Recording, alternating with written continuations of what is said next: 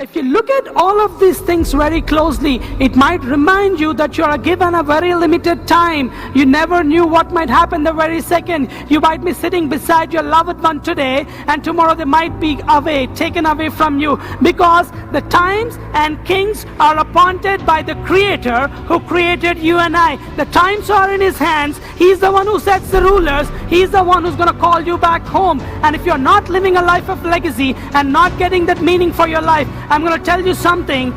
It might be too late for you and I to realize that we might fall under the wrath and not under the grace. This takes me back to then when it was all perfect. Why is the preacher even writing that it is meaningless and we are time stricken and time bounded? Here's the answer to it. You and I take the grace of God for granted.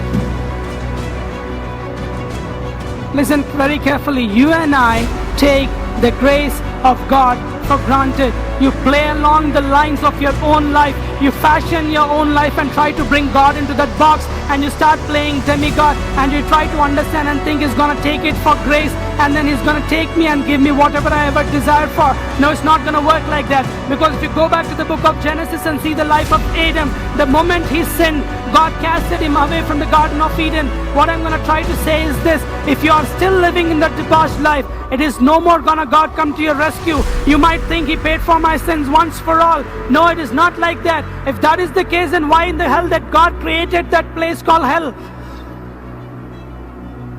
Your actions leads to ramification, and is gonna be bringing you to that accountability. Say I fall under grace, God's gonna forgive me. I might well as well go out of these doors onto the road and start shooting a couple of people down and saying I'd fall under the grace, and that is what the Word of God teaches. But no, it is not like that. Hear me very carefully. Once saved is not saved for all, because it is a gift of God. And what if you can't keep up with the gift? What if you're not worthy to keep the gift? What if you're failing time and time in the presence of God not to keep the gift? Then there is a time. If you're running out of time this evening, I want to tell you, you need to fall flat in the presence of God. It is His grace that can carry along. There's two parts of the story. Mercy can only take you to the doorsteps of heaven, but it is grace that carries you forward from there until His arms.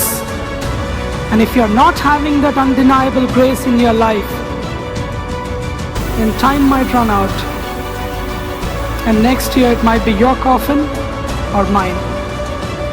Thank you so much for giving me this hearing. God bless you all.